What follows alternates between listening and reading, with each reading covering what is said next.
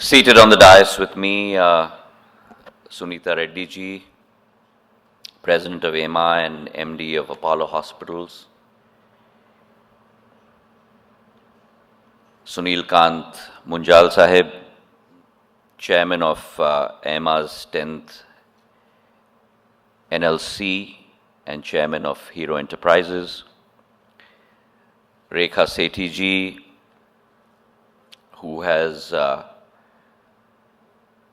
held the post of DG of EMA for as long as I can remember and does an amazing job of stitching all of us together as one family. The awardees today who have delivered in excellence in their respective fields, and also those who have instituted these awards, many of whom have been lifetime contributors to not only EMA but also to Bharat Mata through their resilience, through their perseverance, and through their spirit of service for our country. Ladies and gentlemen, it's always a pleasure to be here at EMA, and it's an institution that I have been, if I may say, I'm not a member, but honored to be a part of at many events for over 15 years to 20 years. And it's an organization and an event that I always look forward to being a part of. And the reason for that is that EMA under itself brings together the length and breadth of our country, enterprises, and people who are not only pioneers in industry, but who are thought leaders, who are able to think of new paradigms, who are able to always innovate. And therefore, for me, it's an honor to be amongst all of you and try and be osmotic in the process of continual learning through the stories that I hear, through the awards that are given out at such events. So congratulations to all the awardees today. Now the topic today is Audacious India. And we have heard this cliched phrase over multiple decades, and a hopeful question that has always been top of mind for all of us. And that question has always been, when will India rise? And I think that in this environment across the world today of global volatility, of supply chain realignment, of rising geopolitical uncertainty, I think the one country that stands out on the global firmament is India. And the statement that India's rise today, and I'm using the analogy of RRR, that fabulously famous and successful Hindi movie, is real. India's rise is rapid, and India's rise is resolute. I think that fundamental transition and transformation that our country has undergone in the last decade. Once a country that was euphemistically always known as one among the fragile five in the world,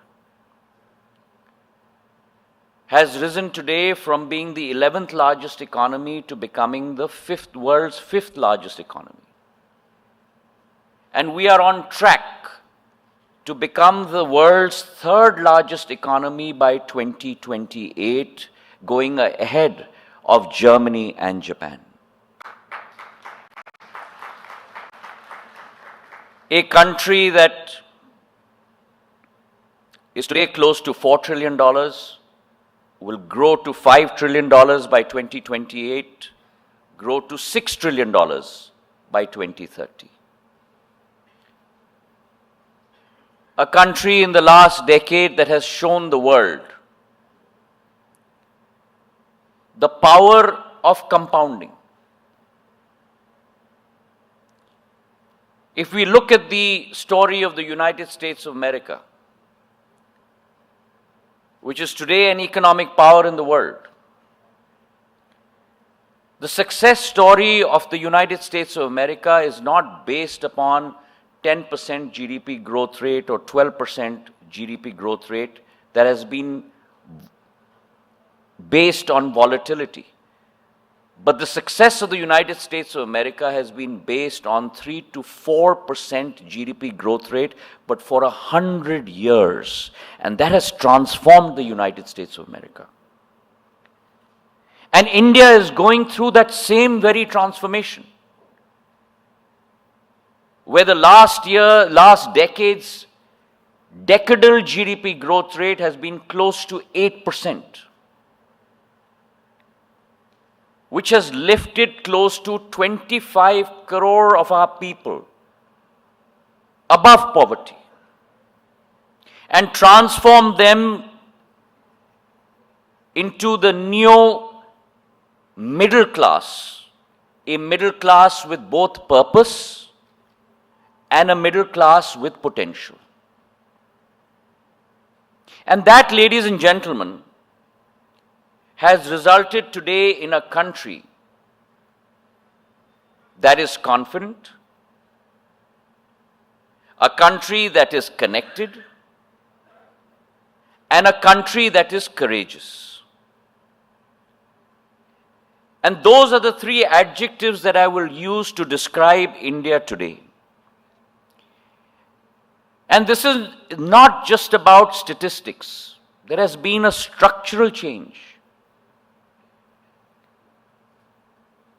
The fact that we are today spending close to 11 lakh crores on capital expenditure. We were earlier characterized by a concept where 90% of our expenditure was based on revenue, which in economic terms means what? You're sacrificing future income for today's consumption. We are today characterized by investment, where through capital expenditure you're investing today to create revenue streams for the future. 11 lakh crore of capital investment from the government's perspective, from a paltry 1.5 lakh crore a decade ago. 12% of GDP to today 23% of GDP. That's the phenomenal rise that India has seen today. And that fundamental shift will create, for every rupee invested today, 2.45 rupees of revenue stream in the short term and 4.8 rupees of revenue stream in the longer term. So you're talking about a 2.5 multiple to almost a 5 multiple. And that will result in India's recognition today not as a regional player anymore, but India's recognition as a global player. a player that is a driver of growth, a player that is a source of stability, a player that is a torch-bearer of innovation, and a player that will show the path to the world. We talked about new business models and new paradigms that need to be set up. I believe India is already doing that. Whether it's in the area of agriculture, International Year of Millets. How many of us are aware, Sunita ji is sitting on this stage, that this computer was not set up by God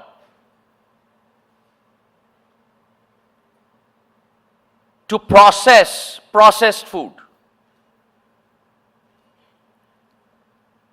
And the fact that we are moving towards millets and much more healthier products is a path that we are showing not only to Asia but to the world. The concept of prakritik kheti, jivik kheti, organic farming. The wheel is turning full circle, and India is leading the charge on that wheel turning full circle. The concept of Adhyatmik Shakti. Our awardee of the year talked about that. India has always been a spiritual power. People have come and taken India's treasures and marketed across the world. But it is India's time today, when International Yoga Day is celebrated at the United Nations, where members of 130 countries are sitting on the mat of the UN in New York City, practicing yoga to show to the world.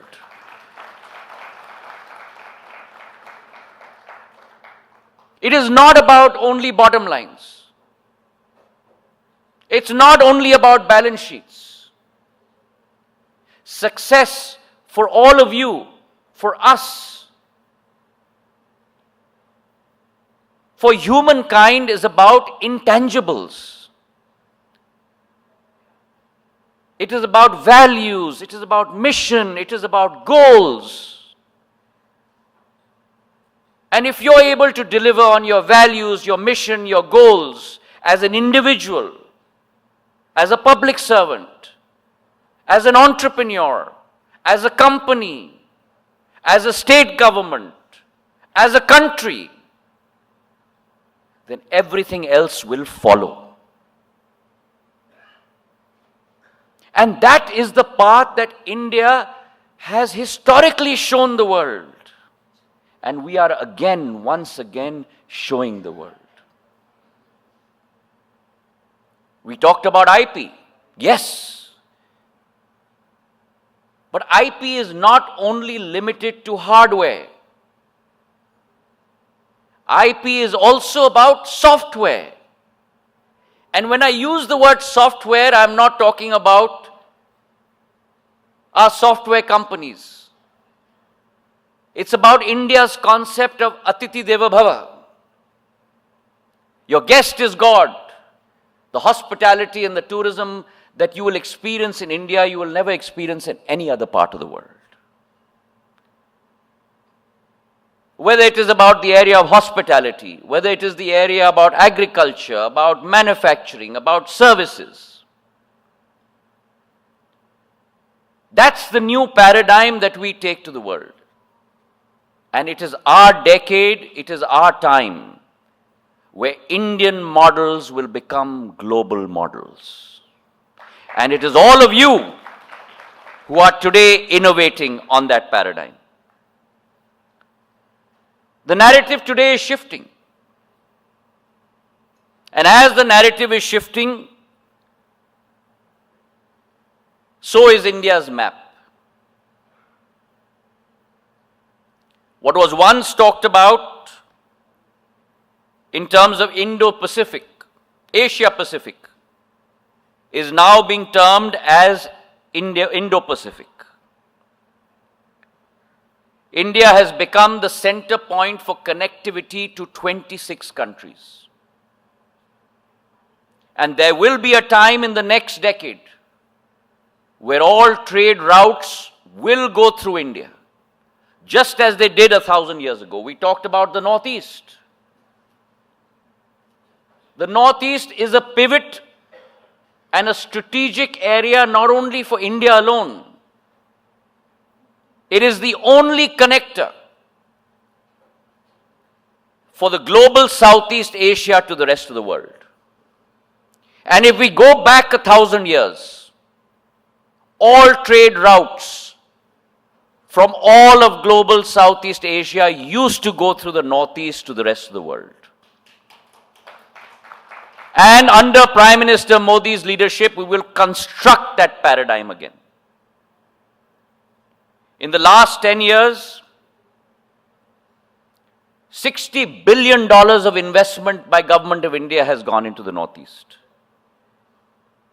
An area that had only 9 airports, 2 states that did not have even a single airport, Arunachal Pradesh and Sikkim. Today that area has 17 airports. And it is our fervent hope that India becomes a connector and the Northeast becomes a connector to the rest of Southeast Asia. It must become an international hub, whether it is Guwahati, whether it is Agartala. Flying time from Guwahati to Agartala to Chennai is as long as flying time from Guwahati and Agartala to Indonesia. And these are countries with which India does not have a trade relationship alone. It has an adhyatmic relationship. It has a spiritual relationship. And that soft power of India is our wealth. It is on the foundation of that soft power that we have to build verticals of economic power. That intangible relationship India shares with every country across the world. And it is my fervent hope that with railway connecting every state in the Northeast, Sunita ji talked about connectivity from the Northeast. We are building the Kaladan Highway to connect directly to Chittagong so that goods can travel from the Northeast directly to either Kolkata or to Chennai. And from there, a road route and then on to the Middle East and on to Europe. We are thinking of the IMT Highway, Indo-Myanmar-Thailand Highway, which will connect us directly to Southeast Asia. So we are thinking under Prime Minister's leadership of paradigms that were never ever thought of before. And the capability of the Northeast. Today, one of the first fabs that are coming up in our country, Tata's 27,000 crore fab is being put up in the Northeast. We built 45,000 kilometers of highways. 5,000 kilometers, 45,000 kilometers of rural roads, 5,000 kilometers of national highways. 6,500 villages have been connected by 5G.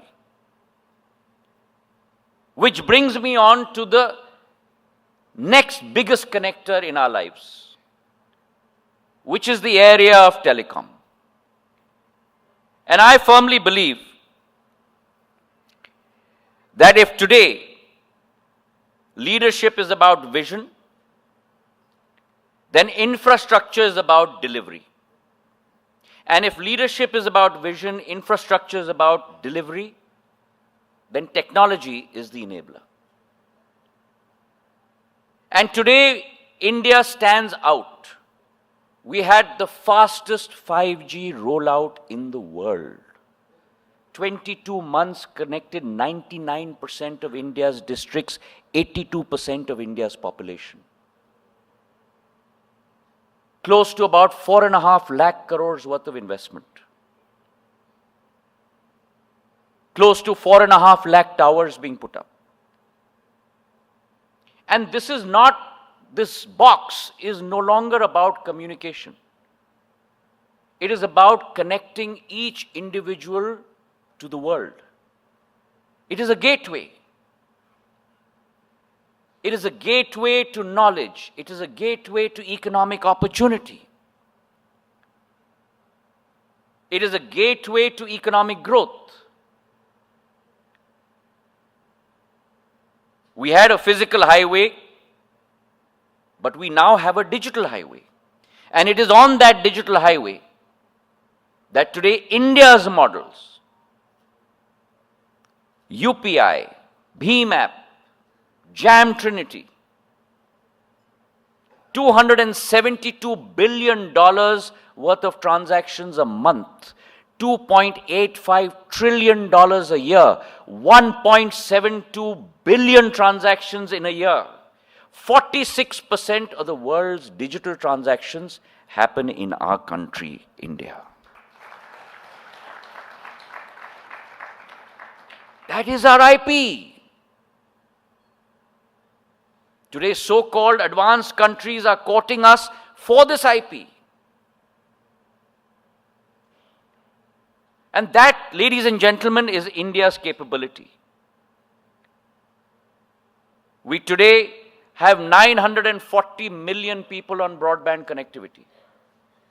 10 years ago, we had 60 million. 97% drop in costs. 1 GB of data used to cost 287 rupees. Today, 1 GB of data costs 9 rupees. I want to correct Sunita ji, it's not 16 cents, it's 11 cents compared to $2.59 in the world. We are the cheapest data provider in the world today. 7 lakh kilometers of OFC fiber. And I'm proud to report to you today, as your public servant, that India's national carrier, BSNL, is not far behind. We are laying out our own Atmanirbhar, indigenous 4G technology stack. We are only the 5th country in the world to produce 4G technology after China, Sweden, Denmark and South Korea. Only 4 countries in the world. India is the 5th to produce its own indigenous 4G stack. 100,000 towers are being laid out by BSNL today. And BSNL, for the first time in its history, has gained consumers from 8.6 crore consumers in June 2024. We are today at 9.15 crore consumers, 55 lakh consumers we have gained over the last 8-9 months. And after 18 years, almost 2 decades, the first quarter, after 18 years, October to December quarter, BSNL declared not an EBITDA positive number, but a net profit for the first time after 18 years. And this telecom sector is aided very ably by another relatively lesser known public service delivery mechanism, which is the largest in the world, which is my passion, my India Post. And many of you in industry will understand that. No delivery mechanism in the world has the capability of India Post. 1,64,000 POPs, points of presence, with 240,000 dakyas. The capability of distribution is unparalleled. And under Prime Minister's guidance, we are changing the look of India Post. We are conducting a BPR exercise, and we are going to convert each post office into a rural fintech engine in the coming days. We want to convert India Post, which is today a cost center for the government of India, into a profit center for the government of India. The India Post Payments Bank, which was set up 5 years ago, was supposed to break even in 7 years. We've already broken even last year. And we are making profits today. And therefore, you have an India today that we are building, which is A, connected by fiber, B, powered by satellites, and C, anchored in inclusive innovation. And therefore, today, ladies and gentlemen, I believe that this is not only India's decade, this is India's century. All of us in this room, and all of us across the length of the country, as Prime Minister has said, we have to commit ourselves to the resolve of ensuring that a Bharat that used to be Vishwa par Nirbhar, a Bharat that used to be Vishwa par Nirbhar, a Bharat that in the last decade has become Atmanirbhar, a Bharat that used to be Vishwa Nirbhar, a Bharat that has become Atmanirbhar, must transform itself into a country where the world looks at Bharat, Vishwa, Bharat pe Nirbhar. That has to be our commitment and our resolve. And in our yatra, from our Amrit Kal to our Shatabdi Kal, we have to transform our country as a collective. Each one of 140 crore Indians committing ourselves to that yagna, if you may call it. जिस यज्ञ में हर भारतीय अपनी आहुति दे. That yagna has to be conducted by each one of us into a nation that is a story of a country that is reclaiming its place on the global firmament that we had 2000 years ago. A country that was once defined by potential into a country that is today defined by performance. From our digital highways to our Himalayan frontiers, from our Himalayan frontiers to our economic corridors and our democratic conviction, India is not just rising, but India is setting the pace and setting the future for the world in the days to come. And therefore, ladies and gentlemen, we must march forward audaciously. We must march forward aggressively, but we must also march forward together from a Viksit Bharat into an audacious India. Thank you very much.